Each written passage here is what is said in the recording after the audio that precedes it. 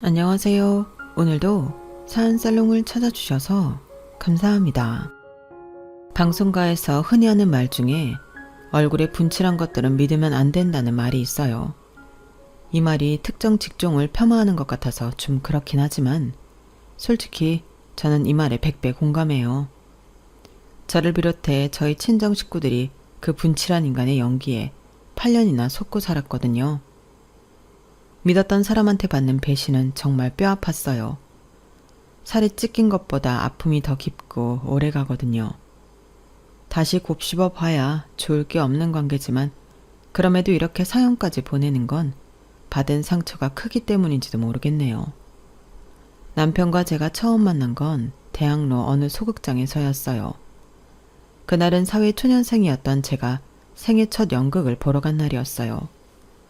직장 동기의 사촌 언니가 해화동에서 연극배우 생활을 하고 있었는데 그분한테 얻은 초대권으로 연극을 보러 간 거였어요. 작품 제목은 익히 들어 아는 거였지만 출연 배우들은 모두 생소한 사람들 뿐이었어요. 동기 말로는 출연 배우 중에 팬클럽까지 있는 인기 배우가 있다고 했는데 딱히 관심이 없던 저는 한 귀로 듣고 한 귀로 흘려서 그게 누구인지 몰랐어요. 연극이 끝나고 극장 근처 냉삼겹살 집에서 배우들과 스태프들 그리고 지인들이 모여 뒤풀이를 했어요. 저는 동기의 사촌 언니 초대로 그 자리에 참석할 수 있었어요. 저는 평소 연극을 좋아하는 사람도 아니고 배우들한테 관심이 있는 편도 아니라서 그저 맥주에 냉삼겹이나 먹고 와야겠다고 생각했어요. 그런데 하필 제 옆에 앉은 남자 배우가 워낙 말을 재미있게 하는 사람이라고 사람들 시선이 저희 자리로 쏠리게 된 거예요. 그런 분위기에 고기 한 접 집어먹는 것도 눈치가 보이더라고요. 재미있는 얘기는 안 듣고 먹는 데만 집중하는 사람처럼 보일까봐 말이죠. 결국 맥주만 홀짝거리며 마시다가 어느 순간 훅 가고 말았어요. 술을 마셔본 경험이라고는 대학에 들어가서 처음 가졌던 OT 때랑 학교 축제 때 친구네 과 주점에서 마셔본 게 전부였어요. 이후엔 취업 준비다 뭐다 하느라 사실상 술을 마실 일이 없었기 때문에 제 주량이 어느 정도인지도 몰랐어요. 그런 상대에서 분위기에 취해 술을 마셨던 게 화근이었어요. 정신을 차려보니 테이블을 가득 채우고 있던 사람들은 다 가고 저랑 제 옆에서 말발을 세우던 남자 배우만 남아있더라고요. 이제 정신이 들어요. 데려다주고 싶어도 집을 몰라서 깰 때까지 기다렸어요. 남자는 술자리에서 보여주었던 화려한 언변은 어디 가고 무척이나 수줍은 표정으로 말했어요. 저는 이 남자가 제가 잠드는 바람에 집에도 못 가고 깰 때까지 기다렸다는 사실에 미안해서 어쩔 줄 모르겠더라고요. 그러면서도 한편으로는 저를 그 자리에 혼자 두고 간 동기가 야속했어요. 어떻게 모르는 남자 옆에 저만 두고 갈 수 있는지 이해가 안 갔거든요. 물론 술에 취해버린 제 잘못이 가장 크지만요. 나중에 동기한테 따져 물었더니 자기도 먼저 취하는 바람에 자리에서 일어났다고 그러더라고요. 아무튼 그날 남자는 저를 집까지 데려다 주었어요. 그리고 그게 인연이 돼서 이후에도 연락을 주고받게 되었어요. 본인이나 지인들이 새로운 작품을 올리거나 쫑파티가 있을 때면 빠지지 않고 연락을 해왔어요. 당시 저는 직장에서 신입이라서 선배들 잔심 부리며 사무실 내 허드렛 일이나 하던 때라서 스트레스가 많이 쌓이던 때였어요. 퇴근 후 동기들이랑 만나 스트레스를 풀고 싶어도 다들 바쁘고 힘든 때라서 따로 약속을 잡는 것도 일이더라고요. 그러다 보니 먼저 제게 연락을 해주고 제 일정에 맞춰주는 남자랑 상대적으로 자주 만나게 되었어요. 그렇게 만나서 같이 연극 관람도 하고 배우들과 안면도 트게 되었어요. 그러다 보니 사실 저는 연극에 그리 관심이 많은 사람은 아니었는데 그 남자와 친해지면서 취미가 연극 관람이 되었어요. 눈앞에서 무대 위 배우의 연기를 호흡까지 느낄 수 있다는 게 얼마나 가슴 벅찬 일인지 그때 처음 알게 되었죠.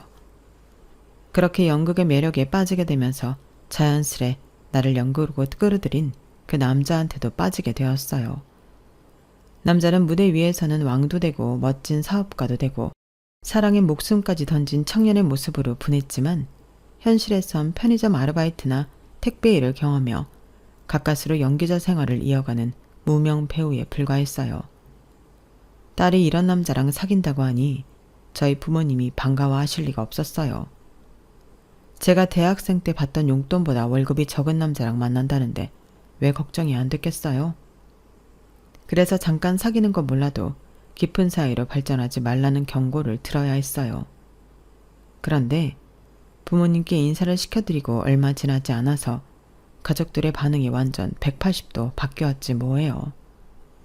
제 남자친구가 외향적인 성격은 아닌데 의외로 사교적이거든요.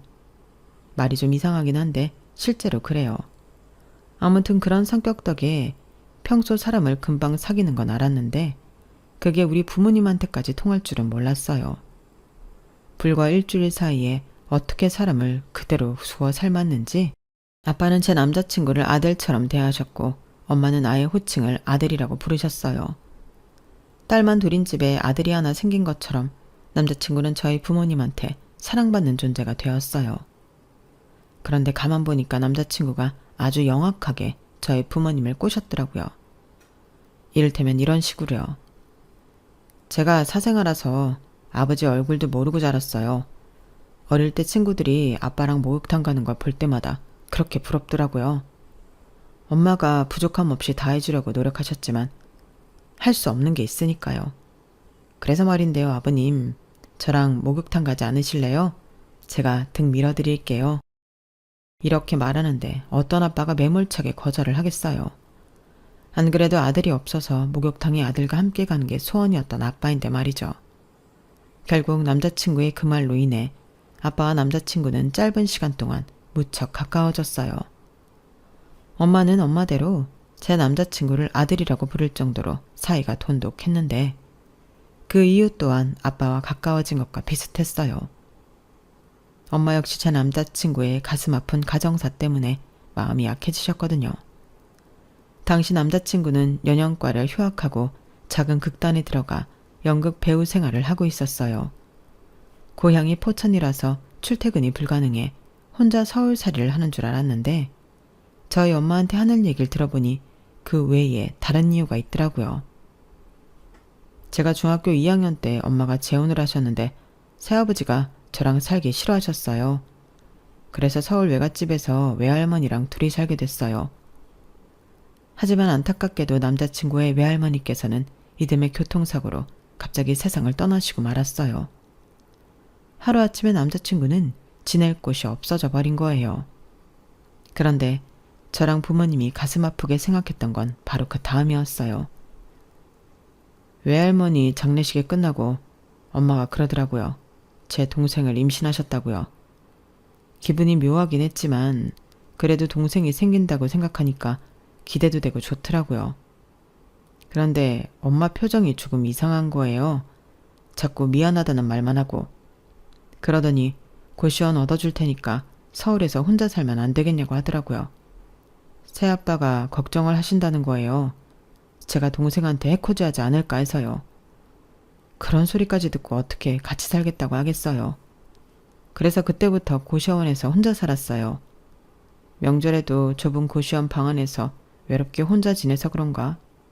사람들로 북적이는 극단 생활이 너무 좋더라고요. 무방비 상태로 들었던 남자친구의 가슴 아픈 가정사에 저도 그렇고 부모님도 많이 놀랐어요. 자식을 키우는 부모 입장에 감정이입이 되셨는지 제 남자친구를 바라보는 눈빛 자체가 달라지셨거든요. 엄마는 집에서 밑반찬을 만들 때마다 혜성이 가져다 주려며 반찬을 따로 담아주셨고 아빠는 가족끼리 외식을 하러 갈 때면 제 남자친구도 부르라고 하셨어요. 맛있는 걸 먹을 때마다 마치 친자식을 생각하듯 제 남자친구도 생각해 주셨던 거예요. 그렇게 남자친구는 자연스럽게 한 가족처럼 되고 말았어요. 제 여동생과도 처음 본 날부터 오빠 동생으로 지냈을 정도로 사이가 좋아서 남자친구가 우리 가족으로 스며드는데 아무런 문제가 되지 않았어요. 남자친구가 제 가족들과 가까워지면서 한 가지 안 좋은 점이 생겼는데 그건 바로 우리 둘이 다퉜을 때예요. 이유가 있어서 싸웠을 텐데도 저희 가족들은 묻지도 따지지도 않고 제 남자친구 편을 들었어요. 혜성이가 잘못했으면 뭘 그렇게 잘못했다고 그 난리니? 혜성이 성격이나 되니까 너랑 사귀는 거야. 넌 누구 닮아서 성질이 그렇게 드센지 모르겠다. 다른 사람도 아니고 저를 낳아준 엄마가 이런 말을 한다니 믿어지세요? 아무튼 남자친구와 다투면 손해를 보는 건 매번 저였어요. 그러다 보니 싸워도 가족들한테 말을 안 하게 되었어요. 한 사람과 오래 연애를 하다 보니 어느 순간부터 이성이 아니라 가족으로 받아들여지게 됐던 것 같아요. 한 번은 남자친구를 포함해 온 가족이 속초로 놀러 간 적이 있었는데 그곳 식당에서 서빙하던 분이 저를 가리키며 그러시는 거예요. 며느리냐고요. 그러면서 제 남자친구 보고는 아들이 아버님을 많이 닮았다고 그러지 뭐예요. 처음 그 말을 들었을 땐 가족들이 그저 피식 웃고 지났는데 그분만 그런 반응을 보인 게 아니라는 게 문제였어요. 이후로 어디를 가든 사람들이 저를 며느리라고 생각하고 제 남자친구가 이 집 아들이라고 생각하곤 했거든요. 돌려 말하면 그만큼 저희 부모님과 남자친구 사이에 거리감이 없었다는 얘기일 거예요. 제 나이 24세 만나 30살이 될 때까지 6년이나 연애를 했지만 그러는 사이에도 남자친구의 벌이는 좀처럼 나아지지 않았어요. 무대에 서는 달도 조금씩 줄어갔고요. 이제는 슬슬 결단을 내려야 할 때가 된 것 같았어요. 그리고 그 무렵 지금까지 남자친구가 하는 일에 대해 아무런 터치가 없던 아빠가 남자친구를 집으로 부르셨어요. 그리고는 평소와 달리 무거운 표정으로 그러셨어요. 혜성아, 이제 할 만큼 해보지 않았니? 너도 이제 30도 훌쩍 넘겼는데 언제까지 돈도 안 되는 일에 매달릴 거니? 꿈도 좋지만 이제는 가정도 이루고 현실을 살아야 할 때가 아닌가 생각한다. 우리 지민이도 이제 30이야. 이제는 너도 한 가정을 책임지고 살아야 하지 않겠니? 아빠는 제가 기약 없이 나이를 먹어가는 게 걱정되셨는지 그동안 참았던 말을 어렵게 꺼내셨어요. 그러시면서 남자친구의 일자리까지 마련해 주시겠다고 했어요.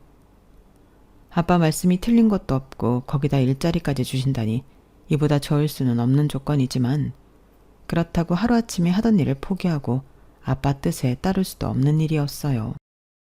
사실 남자친구도 더는 버텨봤자 가망이 없다는 걸 알고 있었던 것 같아요. 나이는 들어가고 극단 내에서는 입지가 좁아져서 후배들한테까지 밀리기 시작했으니까요. 거기다 일찌감치 연극을 그만두고 취직을 했던 친구들이 가정도 집도 사고 차도 사고 자식 낳고 이러고 사는 걸 보면서 갈등했던 것도 사실이에요. 하지만 막상 저희 아빠한테 연기를 그만두라는 말을 듣고 나니 마음이 착잡한 건 어쩔 수 없었죠. 그래도 조건이 좋은 건 사실이잖아.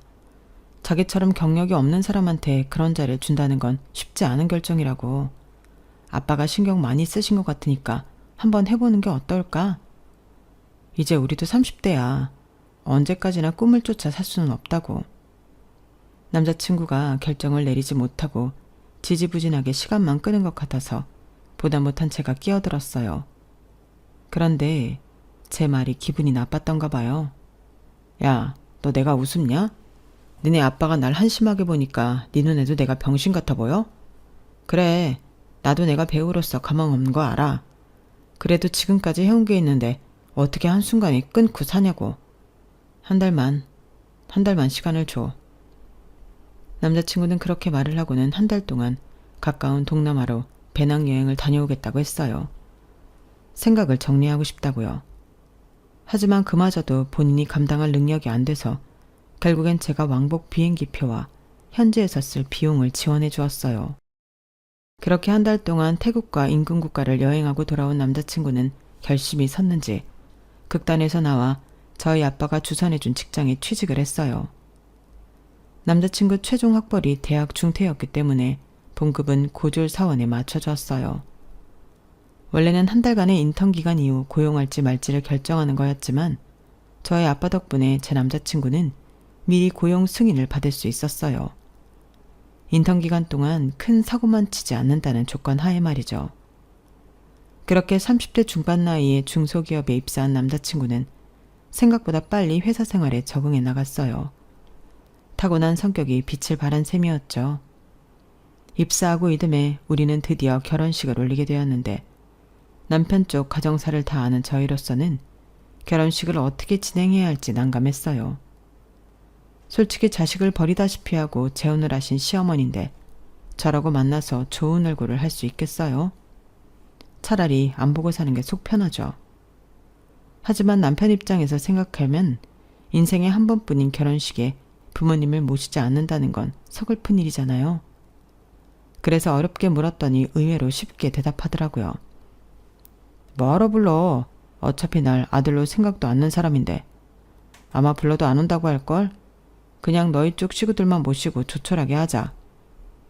그래 뭐 자기가 그러자면 할 수 없지. 그럼 극단 사람들이랑 회사 사람들만 부르는 걸로 할까? 그랬더니 남편이 정색을 하며 극단 사람들을 뭐하러 부르냐고 하지 않겠어요? 나 이제 영국 쪽은 싹 잊고 사는 사람인데 왜 다시 들쑤시려고 그래? 극단 사람들 보면 내 기분이 어떨지 생각은 안 해? 그냥 다 잊고 새 출발하고 싶으니까 현재 다니는 회사 사람들만 부르는 걸로 해. 여전히 연기에 미련을 못 버리고 있는지 몰랐기 때문에 남편의 말에 살짝 충격받은 것도 사실이에요. 하지만 아무리 그래도 그렇지 10년 넘게 한 식구처럼 어울려 지내며 작업을 해온 사람들인데 결혼식에는 불러야 하는 게 맞지 않나 싶더라고요. 당사자인 남편이 싫다고 하니 어쩔 수 없는 노릇이었지만 솔직히 찜찜한 기분이 드는 건 어쩔 수 없었어요.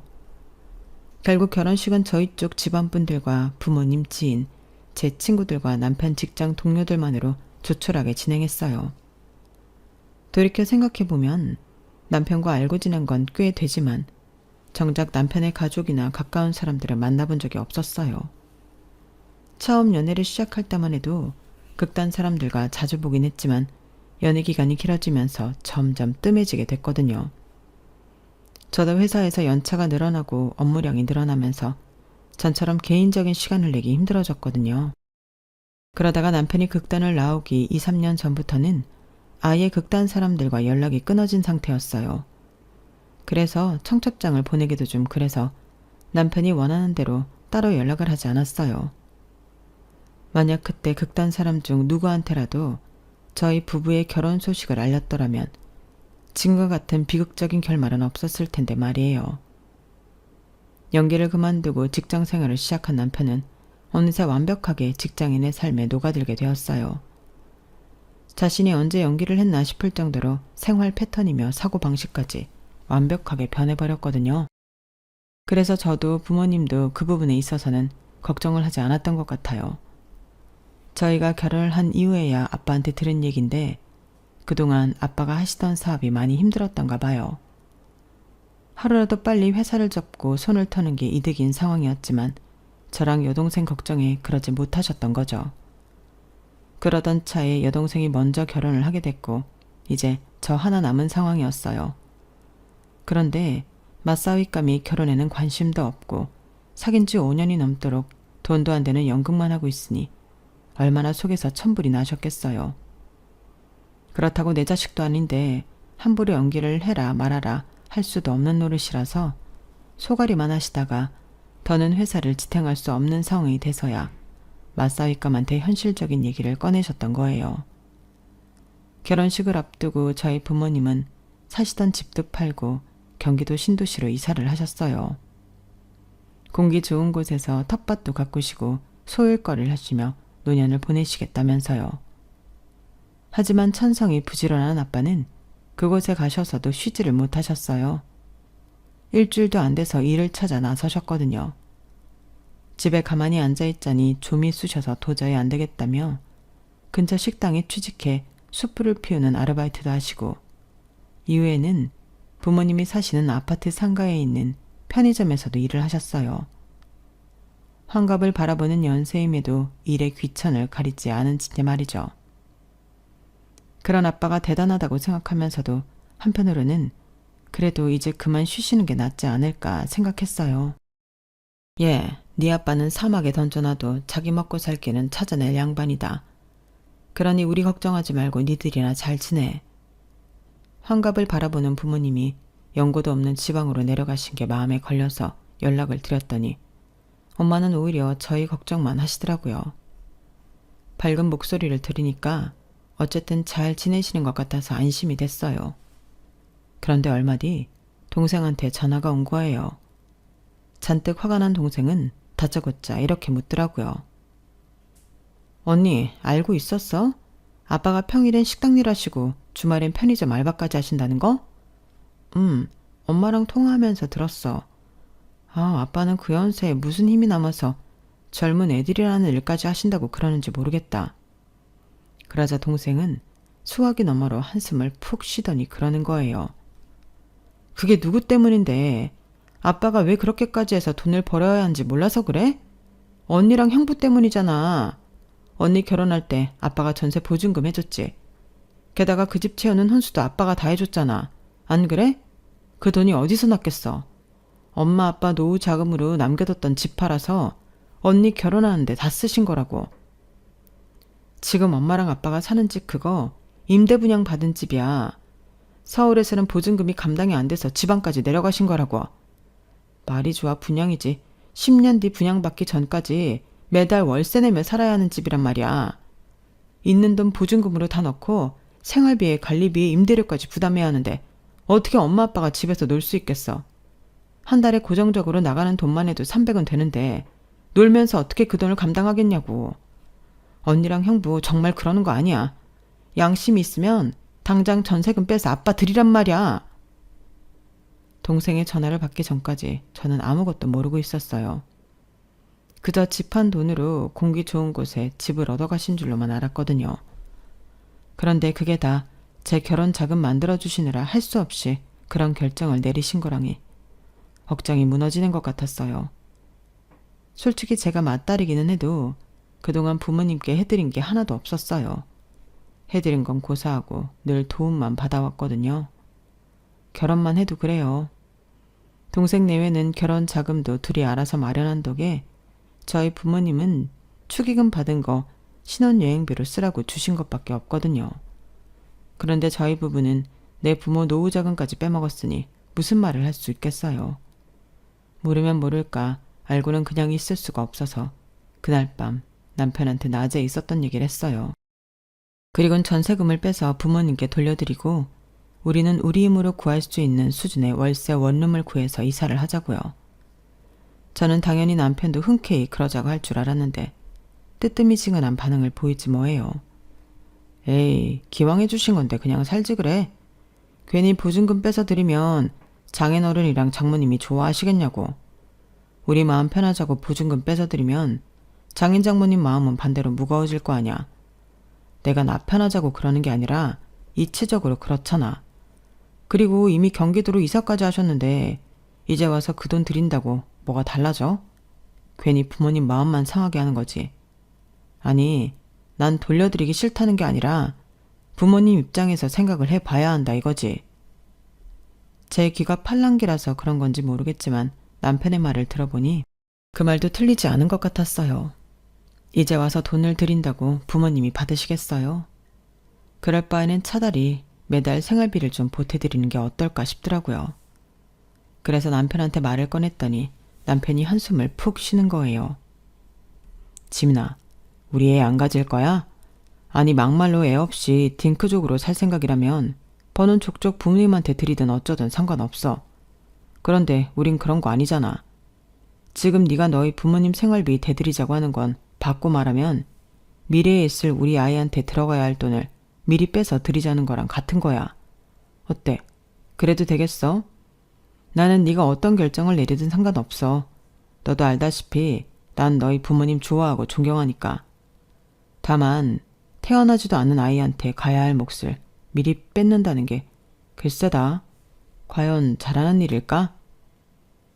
남편 얘기를 들으니 마치 제가 있지도 않는 우리 아이 돈을 뺏어서 내 부모한테 효도하겠다고 하는 것처럼 들렸어요. 남편 말이 틀린 건 아닌데 들으면 들을수록 저만 나쁜 사람이 되는 기분이 드는 건 왜일까요?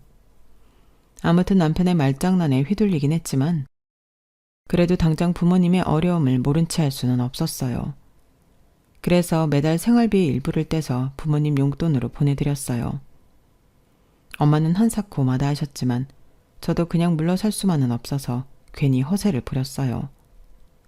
엄마 딸이 회사에서 능력을 인정받아 성과급이 많이 나오니까 걱정 말고 받으시라고요. 그러자 엄마도 기분이 좋으셨는지 고맙다고 잘 쓰겠다고 하시더라고요.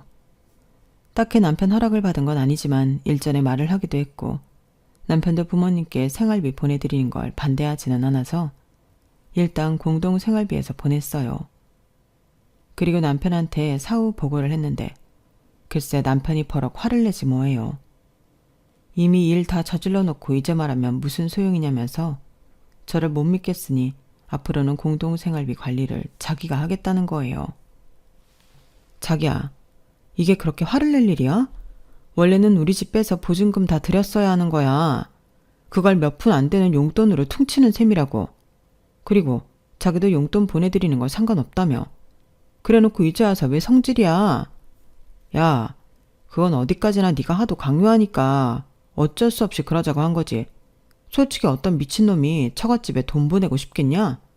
암튼 공동생활비에서 뺏어 쓴 돈은 네가 채워놔. 꼴랑 50만 원에 이 난리를 치는 남편을 보니까 정말 서운했어요. 우리 부모님이 자기를 얼마나 아끼고 많이 도와줬는데 고작 50만 원이 아까워서 이러다니 진짜 기가 차더라고요. 이 정도 금액도 그렇게 아까워서 날리면서 보증금 빼서 드리겠다는 말을 믿으라고요? 어림도 없죠. 서운한 마음이 커서 그런가 이후로는 남편이 하는 말과 행동에 하나같이 믿음이 안 갔어요. 이런 야박한 사위놈인 줄도 모르고 엄마는 제게 받는 용돈이 부담스러우셨는지 사위가 좋아하는 열무김치며 장조림, 그 밖에 간장게장까지 반찬을 한알음 만들어 보내주셨어요. 그걸 보고는 좋다고 달려들어 코를 쳐박고 먹는 모습을 보니 어찌나 열이 받던지 뒤통수를 한 대 후려 갈기고 싶더라고요. 한번 정이 떨어지니까 밤에 잘 때 남편의 숨소리도 듣기 싫을 정도였어요. 결혼 전에는 그렇게 살림을 합치고 싶어서 안달이었는데 싸우고 나니까 아침에 눈 떠서 밤에 눈 감을 때까지 얼굴을 마주해야 한다는 게 곤혹스러웠어요. 특히나 냉전 상태일 때 집안 행사에 참여해야 하는 건 정말이 최악이더라고요. 아빠 생신이 주중이라서 다들 직장 때문에 시간이 안 되니 주말에 동생네 부부와 함께 친정을 찾았어요. 오랜만에 뵙는 부모님 앞에서 싸운 티를 낼 수도 없고 그렇다고 웃고 있자니 속에서는 천불이 나고 아주 죽겠더라고요. 어떻게든 티를 안 내려고 억지 웃음을 지으려니 볼따귀에서는 경련이 일어날 지경이었어요. 엄마가 미리 차려두신 생신상에 제가 사간 케이크와 동생이 사온 샴페인까지 더해서 모처럼 맛있는 식사를 마치고 준비해간 선물을 드렸어요. 동생네는 공기압으로 다리를 주물러주는 안마 기계와 현금을 드렸고 저는 20만 원을 넣은 현금 봉투를 준비했어요. 제가 드리는 것보다는 그래도 사위가 드리는 게 나을 것 같아서 아침에 남편한테 맡겼더랬죠. 남편이 아빠한테 돈 봉투를 건네자 동생이 장난기가 발동했는지 봉투를 낚아채며 그러더군요. 형부가 웬일이래? 아빠 생신에 돈 봉투를 다 준비하고? 우리 짠돌이 형부가 얼마나 넣었는지 한번 확인해 볼까? 그리고 봉투를 열어 손가락으로 지폐를 헤아리더니 이내 표정이 굳어버렸어요. 와, 역시 형부답다. 우리 집에서 아빠 생신 선물로 단돈 5만 원을 낼 수 있는 사람은 형부가 유일할 거야. 그동안 형부가 우리 아빠한테 받은 용돈만 해도 수백은 될 텐데 정말 너무한다. 처음엔 장난으로 시작했던 동생이었지만 형편없는 액수를 확인하고는 자기가 더 화가 난 듯 보였어요. 중요한 건 그때까지도 저는 동생이 장난을 치는 줄로만 알고 있었다는 거예요. 제가 분명히 아침에 5만 원권 4장이 든 봉봉투를 남편 손이 쥐어주었으니까요. 돈에 발이 달린 것도 아니고 어떻게 액수가 20만 원에서 5만으로 줄어들겠어요. 그래서 동생한테 장난 그만하라고 한 소리 했어요. 그런데 동생이 정색을 하며 자기가 지금 장난하는 걸로 보이냐고 되려 화를 내지 뭐예요. 안 그래도 저희 집 전세 보증금 문제로 최근에 다툰 적이 있던 동생이라서 얘가 아직 그때 일로 앙금이 남아서 이러나 싶더라고요. 그런데 봉투를 확인한 엄마 역시 실망스런 표정을 짓는 걸 보고는 동생이 장난한 게 아니라는 걸 알 수 있었어요. 상황이 이렇게 되고 나니 이런 짓을 벌일 사람은 남편뿐이라는 생각뿐이었어요. 그래서 조용히 남편을 베란다로 불러내 어떻게 된 거냐고 물었어요. 그랬더니 뭐라는 줄 아세요? 어차피 이젠 회사도 정리했고 우리가 더 받을 게 있겠냐? 받을 건 하나도 없는데 뭐하러 20씩이나 줘. 5만 원이면 족하지. 아니 그걸 말이라고 해? 요즘엔 초등학생 조카 생일 선물도 5만 원짜리는 안 해. 그런데 하물며 장인 생신에 5만 원이 뭐냐? 내가 당신 때문에 얼마나 창피한 줄이나 알아? 매분은 70만 원이 넘는 안마기에 현금도 50만 원이나 넣어서 드렸던데 20만 원을 다 드려도 모자랄 판에 거기서 15만 원이나 빼다니 어떻게 그럴 수가 있어? 당신은 창피하지도 않아? 아 됐어. 이미 다 끝난 일 가지고 난리냐. 그나저나 장모님도 참 그래. 그냥 나가서 먹자니까 굳이 집에서 차리시겠다고 하더니 소갈비도 아니고 돼지갈비찜을 하셨더라. 요즘에 누가 돼지갈비찜을 먹냐? 에이 5만 원 낸 거 반도 수거 못하겠네. 남편은 투덜거리며 얼른 거실로 들어가 버렸어요. 제 아빠 생신 선물로 5만 원도 아깝다던 남편은 그날 누구보다 음식을 많이 먹었어요. 돼지갈비를 누가 먹냐고 투덜댈 때는 언제고 앞접시에 뼈가 수북하게 쌓이도록 신나게 퍼다 먹었더라고요. 매부 앞에서 그런 남편이 어찌나 창피했나 몰라요.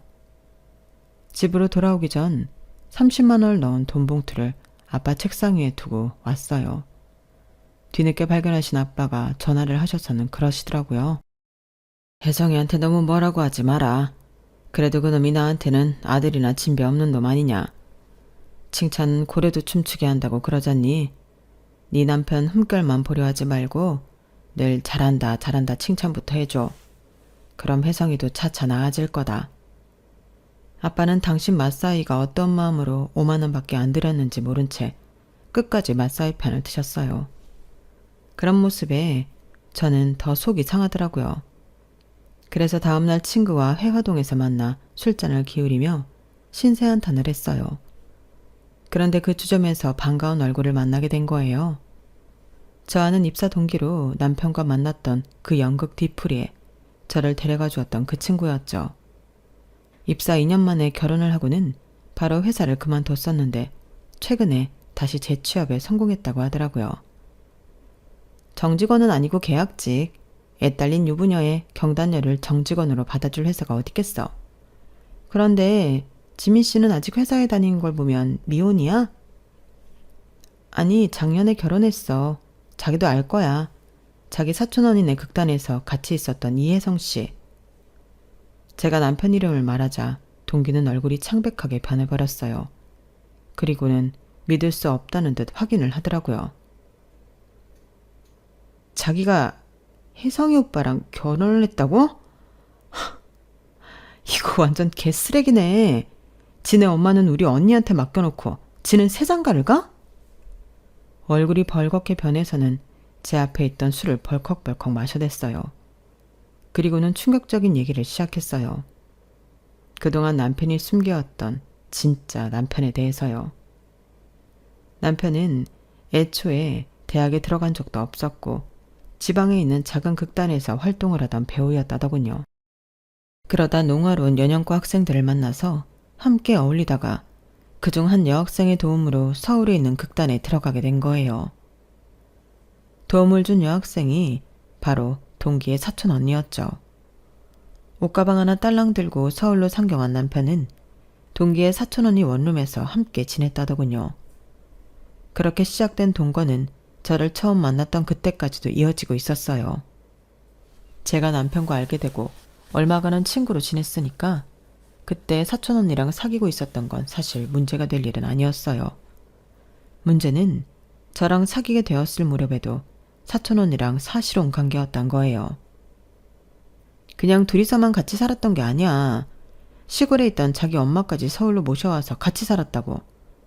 그렇게 혼인신고라도 하고 살려고 했는데 그 인간이 어찌나 요리조리 피해가든지. 안 봐도 뻔했어요. 남편은 특유의 말발로 사촌 언니를 구워 삶았을 테고 부잣집 고명딸이던 동기의 사촌 언니는 팔자에 없는 시집살이까지 하며 살았을 게 뻔했거든요. 서류상으로는 아무 관계도 아닌 남자와 그의 엄마까지 먹여 살리면서 말이죠. 제 남편이 얼마나 쓰레기냐면 이 시기가 저랑 사귀던 때랑 겹친다는 거예요. 저희 집에서 결혼 얘기가 나왔을 때 한 달만 시간을 달라며 동남아 여행을 갔었다고 했잖아요. 동기한테 들어보니 그때 남편은 사촌 언니랑 이별 여행을 떠났었다고 하더라고요. 제가 사준 항공권에 제가 준 달러와 제 카드까지 쓰면서 말이죠. 이 인간이 저랑 결혼할 때 자기 엄마를 끝까지 감췄던 건 그동안의 거짓말이 들통날까봐 그랬던 거였어요. 애초에 사생아도 아니고 모친이 재혼을 한 것도 아닌데다 사실혼 관계인 여자한테 자기 엄마는 맡겨놓고 있다는 걸 자기 입으로 말할 수 없었던 거죠. 지민 씨, 솔직히 난 지민 씨도 피해자라고 생각해. 하지만 우리 사촌 언니가 그 인간한테 당한 건 도저히 참고 넘길 수가 없어. 그러니까 자기가 결심이 서면 알려줘. 그날 동기랑 헤어진 뒤 집으로 돌아오는데 격해진 감정을 도저히 수습할 수가 없어서 집까지 오는 몇 번이나 길에 주저앉아 오열을 했어요. 처음엔 이 인간한테 속았다는 것 때문에 분노에 휩싸여서 울었고 그게 어느 정도 진정되자 천하의 개쓰레기 같은 놈한테 속아 마음을 내주신 우리 부모님이 안타까워서 눈물이 났어요.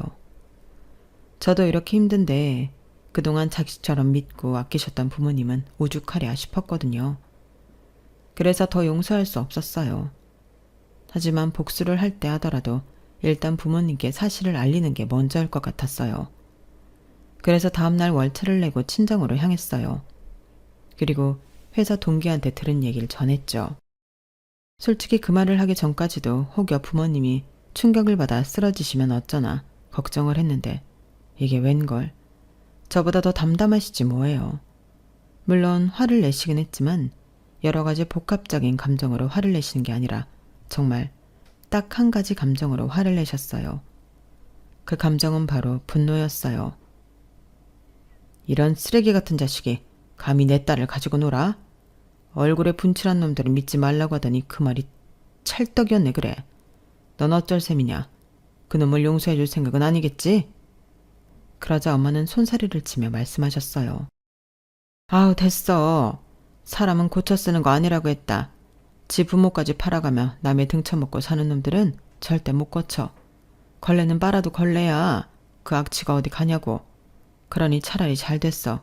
이참에 갈라서.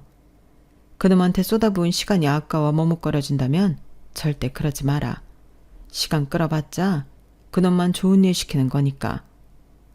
저보다 더 적극적으로 이혼을 권유해 주신 부모님 덕분에 용기를 낼 수 있었어요. 입사 동기의 사촌 언니와 함께 남편을 상대로 소송을 시작했거든요. 집도 그렇고 집안 살림도 그렇고 남편이 해온 게 하나도 없기 때문에 내쫓는 것도 간단했어요. 동기의 사촌 언니 역시 사실혼을 근거로 남편한테 위자료를 신청했다고 하더군요. 거기다 시어머니 부양까지 떠넘겼기 때문에 그에 따른 비용도 청구했어요. 저 역시 그동안 남편이 저희 부모님한테 빌려갔던 돈과 결혼을 파탄으로 몰고 간 죄를 물어 위자료를 청구했어요. 당장 남편한테는 이런 돈을 상환할 만한 돈이 없어서 급여와 가압류를 신청했어요. 상황이 이렇게 되자 남편은 저랑 사촌 언니 사이를 오가며 설득을 하느라 바빴어요. 하지만 이미 이 인간의 본색을 아는 이상 속아줄래야 속아줄 수가 없더라고요. 배운 게 도둑질이라고 어떻게 해도 설득이 안 되니까 결국엔 제 앞에서 연기까지 하더라고요. 와, 그 모습에 진심 토 나올 뻔했지 뭐예요. 예전엔 이런 연기를 어떻게 참고 봤었나 싶을 정도였어요. 요즘에도 저는 남편과의 소송건으로 법원을 들락거리고 있어요. 사실 이 인간에서 한몫 제대로 챙길 수 있을 거라는 생각은 하지 않아요. 다만 자신을 사랑해 주었던 이들의 가슴에 상처를 입힌 만큼 가해자인 너도 좀 힘들어 보라는 취지에서 소송을 벌이고 있는 거예요. 어떤 이유에서건 가해자가 피해자보다 마음 편해서는 안 되는 거니까요. 그런 의미에서 무거운 죗값을 받게 되길 바랄 뿐이에요. 지금까지 제 사연을 들어주셔서 감사합니다. 여러분의 주변에 좋은 인연들과 항상 행복하시길 바랍니다. 여러분, 사연 댓글에 응원과 현명한 조언 부탁드려요. 좋아요와 구독은 저에게 큰 힘이 됩니다. 오늘도 좋은 일 가득하세요.